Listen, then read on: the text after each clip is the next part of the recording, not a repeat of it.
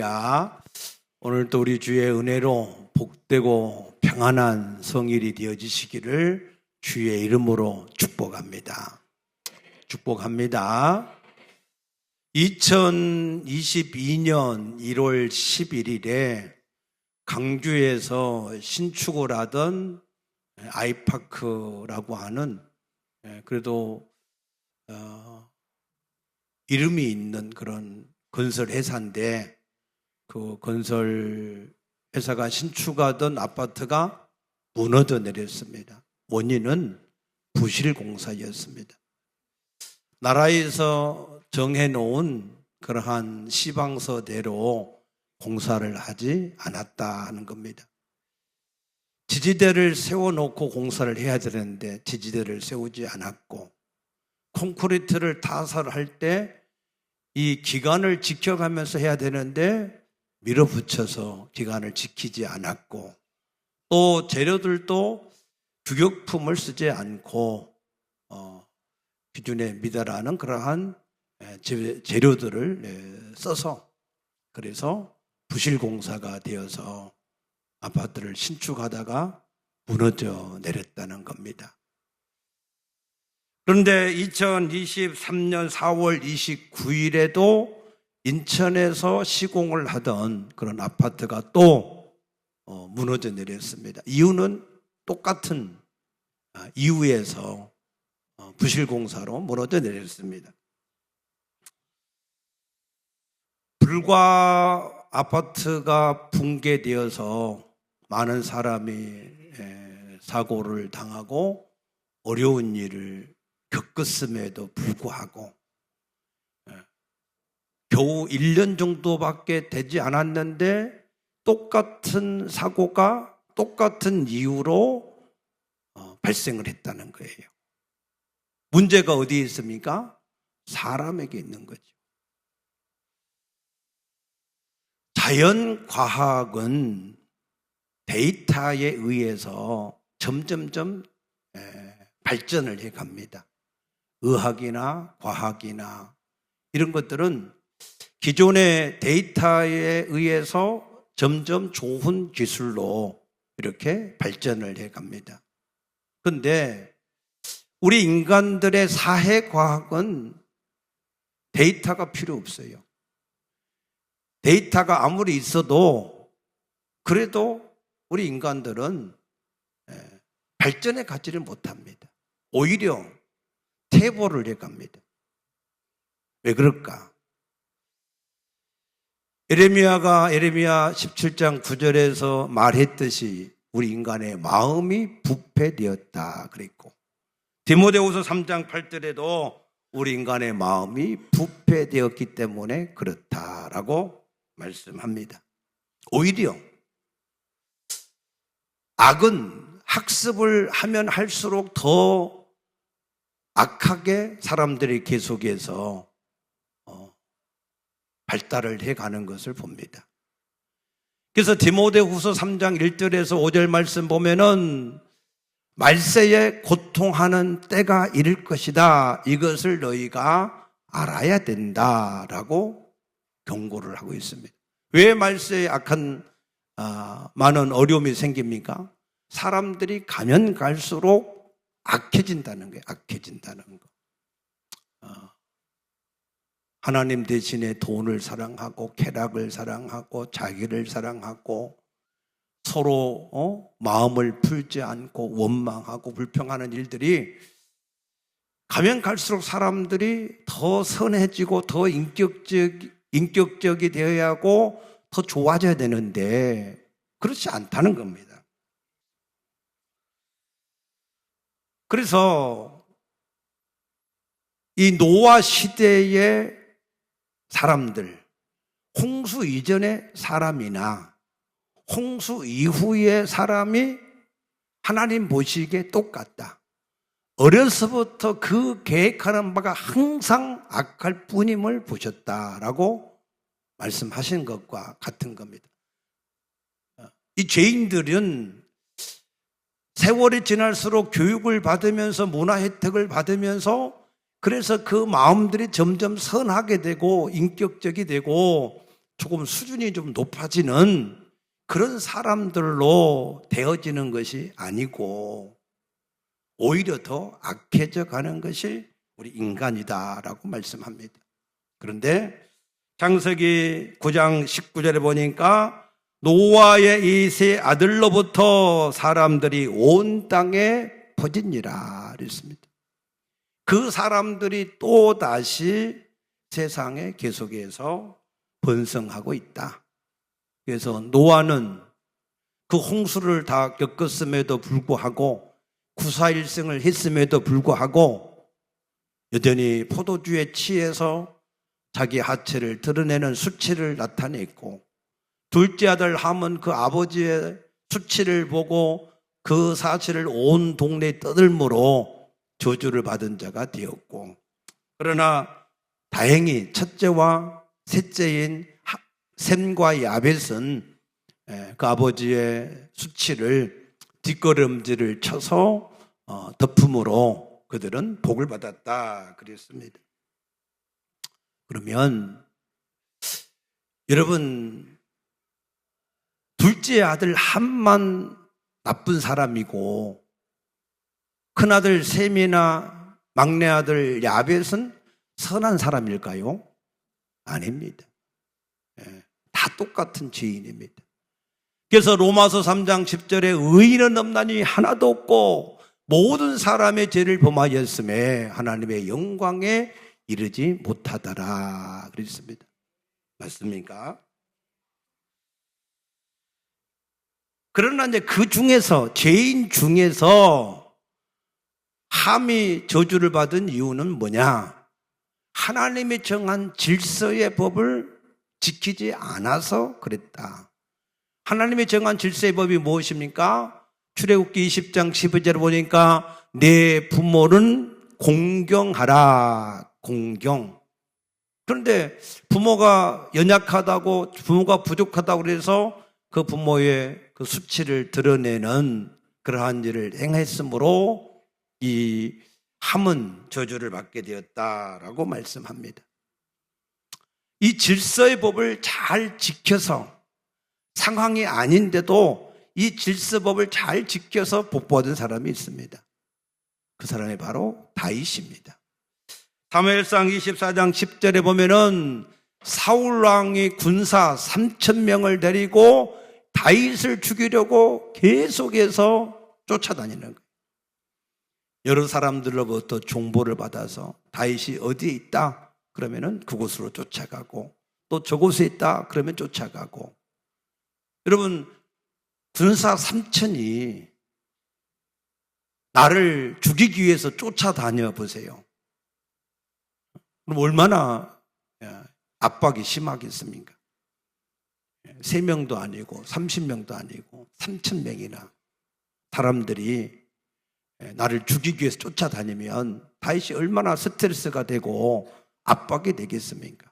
그런데 그 쫓아다니던 사울 왕이 뒤를 보려고 한 굴에 들어갔는데 거기에 다윗이 숨어 있었어요. 아무도 경비병이 없습니다. 다윗이 뒤를 보고 있는 그 사울을 단칼에 죽일 수가 있었습니다. 그런데 죽이질 않았다. 왜? 하나님께서 기름 부어 세워놓은 왕이기 때문에, 그 주권이 하나님께 있기 때문에 그 사울을 죽이면 얼마든지 그 압박에서 자기가 벗어날 수 있고 평안할 수 있었어도 그 사울을 죽이지를 않았다. 믿습니까? 사무엘상 24장 5절에 보니까 다윗은 그 사울 왕을 죽일 수 있다라고 하는 증거로 사울의 옷을 조금, 옷 조각을 조금 떼어냈는데 그것까지도 마음에 찔림이 있었다 그랬어요. 하나님의 것인데 감히 그 옷자락이라도 건드는 것이 다윗에게는 찔림이 되었다 그랬습니다. 그러므로 하나님께서 사도행전 13장 22절에 보면은 이세 아들 다윗을 만나니 이는 내 마음에 합한 사람이라 내가 그를 통하여서 내 뜻을 다 이루리라고 하는 축복을 하셔서 다윗의 혈통을 통해서 예수 그리스도가 이 땅에 오신 것을 믿으시기 바랍니다. 믿습니까?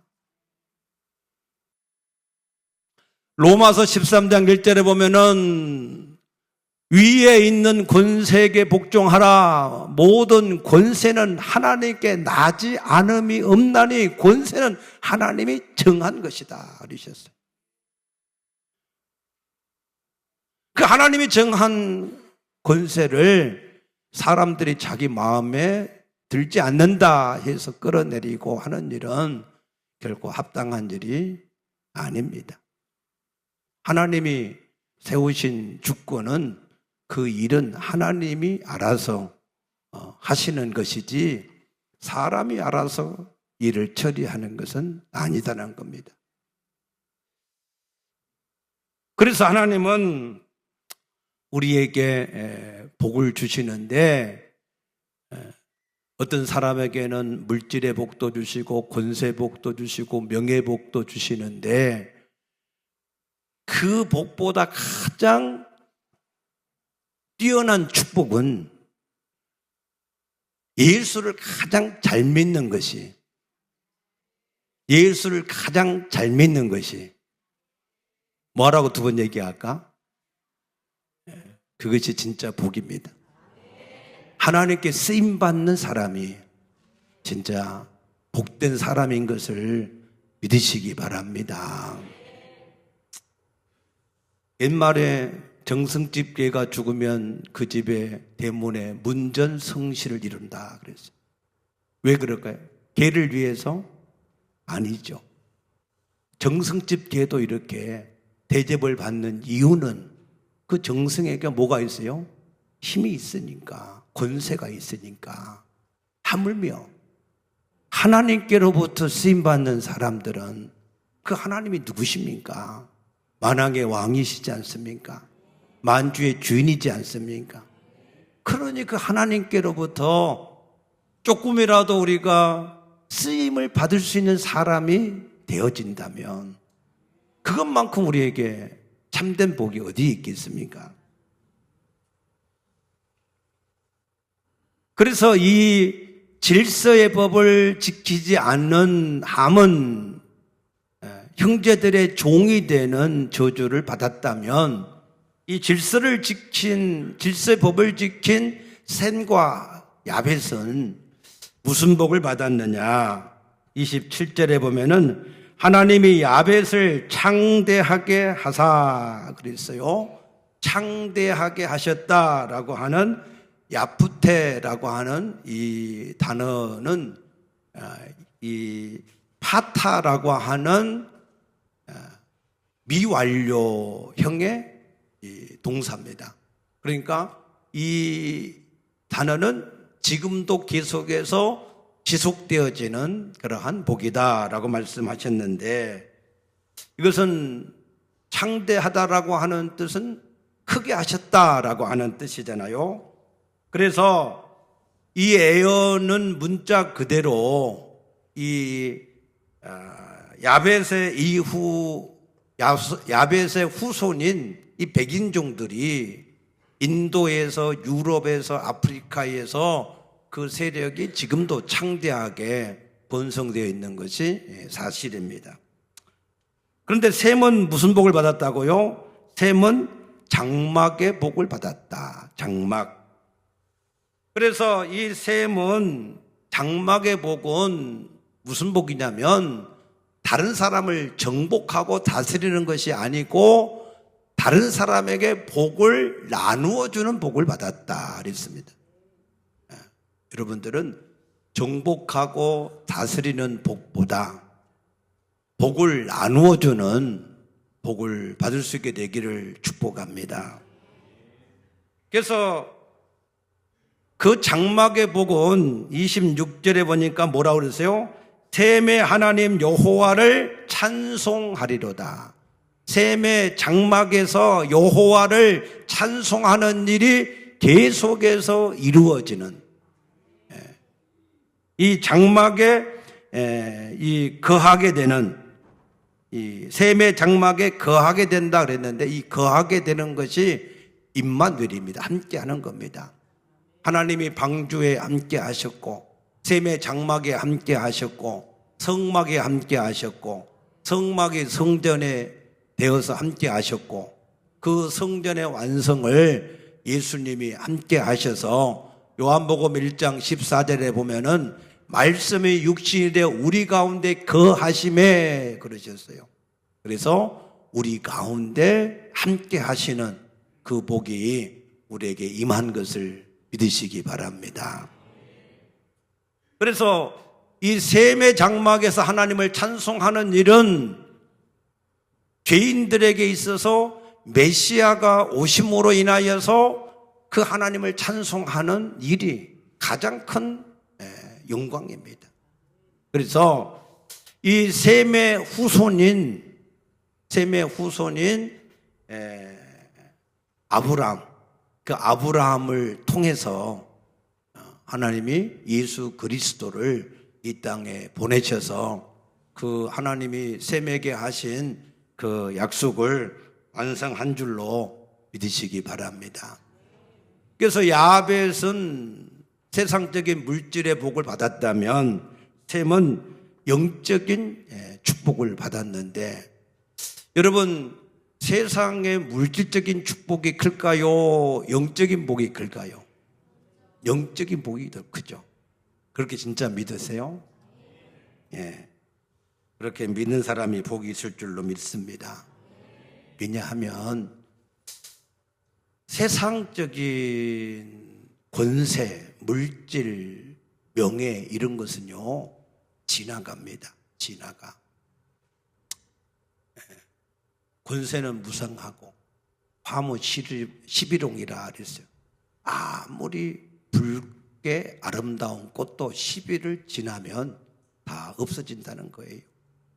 특별히 누가복음 12장 20절에 보면 그 많은 물질을 쌓아놓고 내고나 잘 먹고 잘 살아보자 하는 그 사람에게 예수님이 뭐라고 그러셨을까요? 어리석은 자여, 오늘 밤에 내가 내 영혼을 불러간다면 내 것이 다 누구의 것이 되겠느냐라고 말씀하셨습니다. 그래서 영적으로 복을 받지 않고 세상적으로 복을 받은 모든 사람들이 이와 같은 사람이 될 것이다 라고 말씀하신 대로 세상에 있는 것들은 잠깐 있다가 아침 안개와 같이 잠깐 피었다 지는 꽃과 같이 지나간다는 거예요. 그래서 예수님은 마태복음 6장 20절에 너희 보물을 어디에 쌓으라고요? 하늘에 쌓으라 라고 권면하신 것을 믿으시기 바랍니다. 그래서 이 야벳도 어디에 복을 받았어요? 셈의 장막에 거하게 하시고 가나안은 그의 종이 되게 하시기를 원한다 그랬는데 야벳도 이 셈의 장막을 통해서 진정한 복을 받게 되고 그리고 이 함의 아들 가나안도 셈의 종이 되게 하셔서 그도 복을 받게 하신다라고 말씀하신 겁니다. 그래서 이것이 언제 이루어졌느냐면 요엘서 2장 29절에 보면은 내가 말세에 내 영을 사람들에게 부어주는데 남종과 여종에게도 부어준다. 거기서 말하는 종은 노예를 말하는 겁니다. 노예, 남노예, 여노예에게 다 내가 부어주어서 그들을 구원한다라고 하는 말씀입니다. 그러면 이것이 언제 예언이 성취되었을까요? 고린도전서 12장 13절에 보면은 유대인이나 헬라인이나 종이나 자유자나 다 한 성령으로 세례를 받고 한 몸이 되었고 다 한 성령을 마시게 하셨다 그랬습니다. 누가요? 자유자나 노예나 이 사람들이 다 그리스도 안에서 구원을 받는데 셈의 장막을 통해서 구원이 이루어졌다라고 말씀을 하시는 겁니다. 이 말씀을 간단하게 정리하면, 자, 한번 따라 하십시다. 구원은 은혜로 받고 축복은 행위로 받는다. 기억하시기 바랍니다. 혼돈하시면 안 돼. 구원은 무조건 하나님의 은혜로 받는 것이, 아무 우리의 행위가 없이 은혜로 받는 것이고, 축복은 하나님께 심어야 받아요. 심어야. 뭘 심든지 여러분들이 좋은 걸 심으면 그 심은 것을 하나님이 거두게 하실 때에 눈물로 씨를 뿌리는 자는 기쁨으로 단을 거두리라 하신 대로, 여러분들이 심으려면 얼마나 힘들어요. 여러분, 피 같은 돈도 심어야 되지, 시간도 심어야 되지, 몸도 심어야 되지, 재능도 심어야 되지, 기도도 심어야 되지. 얼마나 심을 때 힘들어요. 그죠? 그러나 나중에는 공짜 돈을 받는 것처럼, 여러분 적금 같은 거 드실 때 힘들지. 근데 나중에 만기가 돼서 적금을 타면 심을 때에 힘들었던 것은 온데간데 없고, 야, 이게 공짜 돈이 생겼다, 이런 마음이 들잖아. 그죠? 적금 안 들어보셨구나. 아무튼 나도 안 들어봤지만 논리적으로 그렇다 그 말입니다. 그런데 진짜 놀라운 일은 뭐냐? 진짜 놀라운 일은, 자, 셈, 함, 야벳은 다 똑같은 죄인이에요. 그죠? 죄인. 그런데 그 노아의 세 아들 중에 셈을 택하셔서 장막의 복을 주셨고, 또 그 셈의 아들이 다섯이에요. 그 다섯 중에 아르박삿을 통해서 하나님이 그 복을 이어가게 하셨고, 또 데라를 통해서, 데라가 아들 셋을 낳았어요. 아브라함과 누구죠? 아브라함과 나홀과 하란 셋을 낳았는데, 하나님이 셋 중에서 아브라함을 택하셔서 구원을 이루어 가셨고, 그 아브라함의 아들 중에서 이삭을 택하셔서, 이삭의 두 아들 중에서 야곱을 택하셔서, 믿습니까? 야곱의 12아들 중에서 유다를 택하셔서 이 구원의 이 사역자로, 구원을 이뤄가는 사명적인 택자로 하나님이 택하셔서 그리스도가 이 땅에 오게 하셨고, 또한 하나님의 구원의 은혜로 구원받을 자를 택하셔서 구원을 이루어 가셨다라고 말씀합니다. 사실 저는 이 선택적 교리에 대해서 거부감이 좀 많이 있었습니다. 하나님이 어떤 사람은 택해서 구원하고 어떤 사람은 안 택해서 구원을 못 받으면, 그러면 나중에 하나님이 구원받지 못한 사람을 지옥불에 심판하실 때, 아니 하나님이 나를 안 택하셔서 내가 구원을 못 받았는데 근데 왜 나한테 지옥의 형벌을 받으라고 하십니까? 라고 물으면 하나님의 입장이 곤란해질 것 같더라고요. 그래서 선택적 교리에 대해서 거부감이 있었는데, 이 선택적 교리를 잘 설명해 놓은 말씀이 로마서의 9장 말씀입니다. 우리 로마서 9장을 다 한번 찾아보시기 바랍니다. 자, 로마서 9장에 보시면 7절에 이렇게 말씀합니다.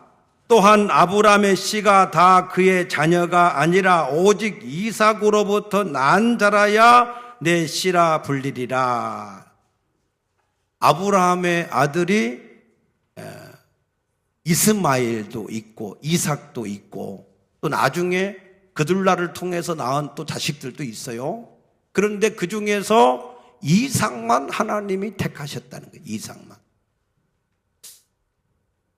그 부분은 우리가 조금 그럴 수도 있겠다라고 이해가 되는 게, 이스마엘은 하가를 통해서, 종을 통해서 낳은 아들이니 그래도 정경 부인이 사라를 통해서, 정통을 통해서 낳은 이삭을 택하셨다. 뭐 그랬을 것이라고 뭐 생각을 할 수도 있을 것 같아요. 그런데 그 다음이 문제예요. 10절에 보면 그뿐 아니라 또한 리브가가 우리 조상 이삭 한 사람으로 말미암아 임신하였는데, 리브가 바람핀 거 아니에요? 리브가가 한 사람 이삭으로 말미암아 아들을 가졌는데 그 아들이 쌍둥이야, 쌍둥이. 그런데 그 자식들이 아직 나지도 아니하고 무슨 선이나 악을 행하지도 아니한 때에 택하심을 따라 하나님의 뜻이 행위로 말미암지 않고 오직 부르시는 이로 말미암아 야곱이 선택을 받았다 그랬어요. 여러분, 이게 이해되십니까? 태어나지도 않았어. 아직 그 모태의 뱃속에 있어요. 그런데 하나님이 에서는 미워하고 야곱은 사랑했다. 우리가 보통 상식으로 생각할 때 잘 이해가 안 되는 말씀이잖아요. 여러분은 이해가 잘 되십니까? 예. 그래서 왜 하나님이 불의하시냐라고 물으니까 15절에 모세를 통해서 뭐라고 말씀하셨어요? 내가 긍휼히 여길 자를 긍휼히 여기고 내가 불쌍히 여길 자를 불쌍히 여겼다. 아, 내 마음이다 그 말이에요. 내 마음. 응? 내가 그냥 긍휼히 여길 자를 긍휼히 여기고 불쌍히 여길 자를 불쌍히 여겼는데 내가 뭐 할 말이 있냐 그 얘기예요. 그러니까 19절에 또 보니까 홍내가 내게 말하기를 그러면 하나님이 어찌하여 허물하시느냐, 왜 하나님이 공평하지 않느냐, 왜 기준이 없냐, 왜 하나님의 엿장수 마음대로 그냥 하나님 마음대로 하시냐, 그렇게 묻는다면 그 사람에 대해서 뭐라고 얘기한다고요? 20절에 이 사람아 내가 누구이기에 감히 하나님께 반문하느냐, 지음을 받은 물건이 지은 자에게 어찌 나를 이같이 만들었느냐라고 말할 수 있느냐라고 하는 거예요. 토기장이가 옛날에 우리 시골집에 뒤에 미술 선생이 있었는데 그 집에서 토기를 이렇게 굽고 만드는 이런 일들을 하는 걸 내가 어려서 봤거든요. 근데 보니까 내가 가서 보니까 옛날에는 이런 토기를 만드는 이 돌아가는 이 판에다가 발로 이렇게 밟으면서 거기다가 진흙 한 덩이를 놓고 이렇게 토기를 만들어요. 그때 예쁜 그 꽃병 같은 것들을 만드시더라고. 근데 가만 보니까는 좀 만들다가 기분 나쁜지 그냥 또 한번 뭉개버리고, 또 이렇게 좀 만들다가 그냥, 또 이렇게 구웠는데도 또 마음에 안 들다고 깨버리고 막 그러더라고. 그러니까 토기 장인은 진흙 한 덩어리를 가지고 귀하게 쓸 것도 만들 수도 있고 천하게 쓸 것도 만들 수가 있는데 그 토기가 그 주인한테 왜 나를 이렇게 만들었냐 이렇게 말할 수가 있다 없다? 없다는 거예요. 왜? 주인이 주권이니까, 주인의 자유니까. 믿습니까? 그러니까 여기까지만 생각을 했을 때는 하나님이 뭔가 좀 불공평하시다, 뭔가 그래도 구원의 기준이 있어야지 하나님이 마음대로 구원 받을 사람과 안 받을 사람을 택하시고 버릴 수 있느냐 그렇게 생각할 수가 있는데, 그런데 마태복음 20장 1절에서 16절 우리 한번 찾아보십시다. 마태복음 20장 1절에서 16절 말씀을 보시면 거기에 무슨 내용이 나오냐면 포도원 일꾼을 부르는 말씀이 나와요. 포도원에 일할 사람을 부르는데 어떤 사람이든지 간에 오늘 하루 동안 내 포도원에 와서 일을 한 사람에게는 한 데나니온의 돈을 주겠다. 그때 당시 한 데나니온은 하루 장정의 품삯입니다. 품삯. 그래서 누구든지 일을 한 사람은 한 데나니온을 주겠다. 그렇게 하고 사람을 불렀어요. 9시에 온 사람, 12시에 온 사람, 오후 3시에 온 사람, 오후 5시에 온 사람, 이렇게 사람들이 들어와서 일을 했어요. 하루가 이제 다 6시가 돼서 하루가 일이 끝났습니다. 그리고 주인이 돈을 이제 지불하는, 계산하는 때인데, 제일 먼저 온 사람이 아니라 제일 늦게 온 사람한테 돈을 주는데, 앞에 사람이 보니까 얼마를 줬어요? 한 데나니온을 줬다는 거예요. 한 데나니온.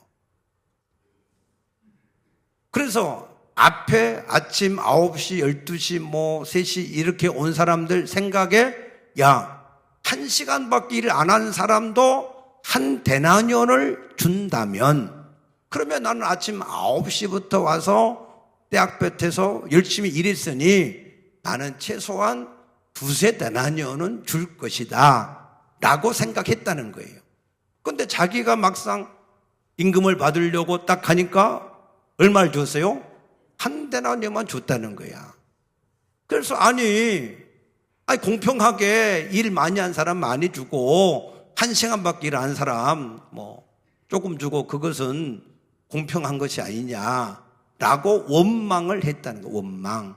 그런데 그러한 사람에 대해서, 그 사람에 대해서 15절, 20장 15절 보십시다. 내 것을 가지고 내 뜻대로 할 것이 아니냐, 내가 선함으로 네가 악하게 보느냐라고 얘기하셨어요. 내 것을 가지고 내 마음대로 하는데 내가 왜 악하다 생각하느냐라고 하는 거예요. 자, 원래 한 데나니온씩으로 주기로 했으니까 다 줬어요, 안 줬어요? 한 데나니온 줬어. 약속한 걸 지켰어요, 안 지켰어요? 지켰어요. 그런데 1시간밖에 일하지 않은 사람임에도 불구하고 한 데나니온을 준 것은 주인이 선하다는 거예요, 악하다는 거예요? 선하다는 거죠. 왜? 1시간밖에 일 안 했는데도 한 데나니온을 그가 불쌍해서 한 데나니온을 줬으면 주인이 선한 거잖아요. 맞습니까? 그런데 악하다고 그런단 말이에요. 공평하지 않다. 내 것을 가지고 내가 선하게 하는 것을 왜 악하다고 하느냐. 자, 이해가 잘 안 되면 내가 예를 하나 들어볼게요. 자, 10사람이 물에서 놀다가 잘못해서 다 물에 빠져서 죽어가요. 자기들 잘못으로 물에 빠져서 다 죽어가. 그대로 놔두면 죽을 수밖에 없어요. 근데 어떤 사람이 그 중에서 5사람만 살려냈어. 5사람만. 그러면은 그 5사람 살린 사람이 악한 사람이에요, 선한 사람이에요? 선한 사람이지. 왜? 그냥 그대로 놔두면 다 죽는데 그 중에서 5이라도 살려냈으니 그 사람이 선한 사람 아니에요? 맞습니까? 우리는 다 죄인이라서 다 그대로 놔두면 지옥의 영원한 멸망을 당할 수밖에 없는데 그 중에서 하나님이 불쌍히 여겨서 그 중에서 몇 사람이라도 택하셔서 건전이 있으면, 하나님이 선하신 분이에요, 악한 분이에요? 하나님은 공의로우신 분이죠. 공평한 분 아니에요? 다 죄로 인해서, 자기 죄로 인해서 다 멸망하는데 그 중에 몇 사람이라도 구원해 줬으면 그 하나님은 선하신 분이고 하나님은 공평하신 분이시죠. 그 사람 중에 내가 선택이 되었다. 얼마나 감사할 일이에요. 그럼 여러분이 선택받을 만한 무슨 행위가 있었습니까? 아니에요. 고린도서 1장 26절에 보면은 형제들아 부름받은 너희를 보라. 육체를 따라 지혜로운 자가 많지 않고 능한 자가 많지 않고 문벌 좋은 자가 많지 않고 너희는 천하고 멸시받은 자들이었다. 그런데 내가 너희를 택하였다라고 말씀을 하시는 겁니다. 얼마나 감사해요. 저나 여러분이나 하나님이 택해서 구원시켜줄 아무런 자격도 행위도 아무것도 없는 우리인데 하나님이 그 중에서 나를 택하셔서 예수를 믿고 구원받게 하시고 하나님 자녀도 되게 하시고 하나님 나라를 상속받게 했으면 얼마나 감사하냐 그 말이에요. 믿습니까? 그런 우리가 하나님의 은혜로 오직 우리의 행위가 아무것도 포함되지 않고 오직 하나님의 은혜로 우리를 택하셔서 구원하셨으면 그럼 뭐 해야 돼요? 감사를 해야지. 언제까지? 죽을 때까지. 감사가 갈수록 더해져야지.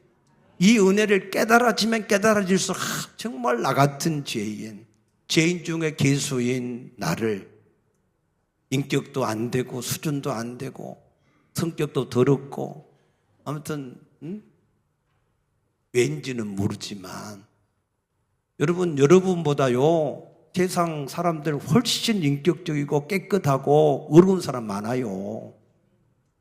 맞습니까? 여러분이 여기 있으니까 뭐 가장 세상에서 괜찮은 사람 같아요? 아닙니다. 세상에는요 우리보다 훨씬 수준 있는 사람들 많습니다. 깨끗하고. 그런데도 하나님이 나를 사랑하셔서 나를 택하셨다. 이것만큼 감사할 일이 어디가 있냐 그 말이에요. 그래서 하나님은 열나병 환자가 예수님 말씀을 듣고 달려가다가 깨끗한 고침을 받았을 때 사마리아 사람 한 사람이 와서 예수님 앞에 무릎 꿇고 감사했을 때 그 사람은 육체의 나병뿐만 아니라 그 영혼까지도 구원을 얻었다 하신 것을 믿으시기 바랍니다. 하나님이 나를 택하셔서 다 똑같은 죄인인데 그 중에서 하나님이 나를 택하셔서 그래서 나를 구원하셨으니 감사하고 또 감사하구나. 세월이 지나면 지날수록 알면 알수록 하나님 은혜가 감사하구나. 이 감사가 점점 넘쳐나면 하나님이 더 큰 감사를 주신다는 거예요. 믿습니까? 그런데 경고 하나가 있어요. 자, 로마서 9장 한번 보십시오. 로마서 11장 21절에 한번 보십시다. 로마서 11장 21절에 보시면 이렇게 기록된 말씀이 있습니다. 우리 같이 한번 읽어볼까요? 하나님이 원가지들도 아끼지 아니하셨은즉 너도 아끼지 아니하시리라. 원가지인 선택받은 이스라엘 백성들 그들도 하나님이 아끼지 않고 꺾으셨다는 거예요. 원가지도 아끼지 않고 꺾었는데 하물며 접붙임된 너희들도 꺾을 수 있지 않겠느냐. 그러므로 어떻게 해야 돼요? 겸손하셔야 돼요. 겸손. 끝까지 겸손. 하나님은 교만한 자는 항상 대적하십니다. 겸손한 자에게는 항상 은혜를 베푸십니다. 여러분 오늘 이 말씀을 꼭 기억하셔서 감사가 넘치는 연말 새해를 더 새롭게 겸손함으로 맞이하는 그러한 귀한 시간들이 되어지시기를 주의 이름으로 축복합니다. 기도하겠습니다. 아버지 감사합니다.